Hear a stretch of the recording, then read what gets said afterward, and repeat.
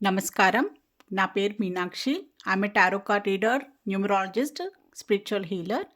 ఈ నవంబర్ మాసంలో 17వ తారీఖు నుంచి 23వ తారీఖు మధ్యలో మేషరాశి వారికి టారో కార్డ్ ప్రిడిక్షన్ ద్వారా ఎలాంటి పరిస్థితులు ఉన్నాయో ఒకసారి చెక్ చేద్దాము.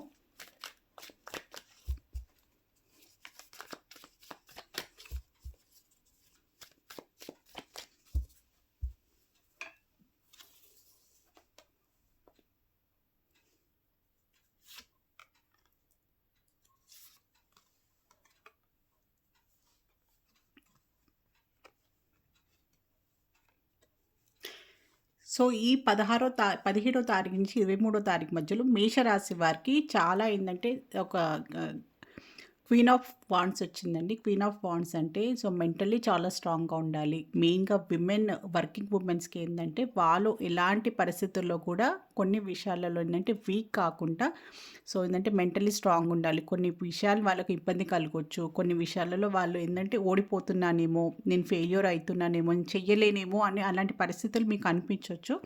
కానీ మీరు మెంటల్లీ స్ట్రాంగ్ అయిపోయి మిమ్మల్ని మీరు మోటివేట్ చేసుకుంటా ముందుకు వెళ్ళాల్సిన అవసరం అయితే చాలా ఉంది. దాంతో పాటు మీకు దీనికి సంబంధించిన ఏందంటే మీకు ఏం చేయాల్సి ఉంటుందంటే మీకు ఏందంటే ఒక మంచి గైడెన్స్ కూడా తీసుకుంటే బావుంటుంది. కొన్ని విషయాలలో మీకు అర్థం కావట్లేదు. మీరు ముందుకు వెళ్ళాలి అని మీకు ఒక మంచి సూచన కావాలి. మీకంటూ ఒక మంచి ఒక కౌన్సిలింగ్ కావాలి. మీకు ఒక మంచి గైడెన్స్ కావాలి అనుకున్నప్పుడు మాత్రం కంపల్సరీగా మీరు తీసుకునే అవకాశాలైతే ఉన్నాయి. తీసుకుంటే కూడా బావుంటుంది. మీరు అన్నీ చేయగలుగుతాను, నేనే అన్నీ చేయగలుగుతాను అన్న ఓవర్ కాన్ఫిడెన్స్‌లో కూడా వెళ్ళకుండా ఒక మంచి గైడెన్స్ తీసుకోండి. కొన్ని విషయాలు మనకు అర్థం కానప్పుడు పెద్దవాళ్ళైనా, ఎవరైనా సుపీరియర్స్ అయినా, ఎక్స్‌పర్ట్ పర్సన్ అయినా ఎవరైనా పర్వాలేదు. మీకు అలాంటి సిట్యుయేషన్ వచ్చింది అన్నప్పుడు కంపల్సరీగా వాళ్ళ నుంచి సలహా తీసుకోండి.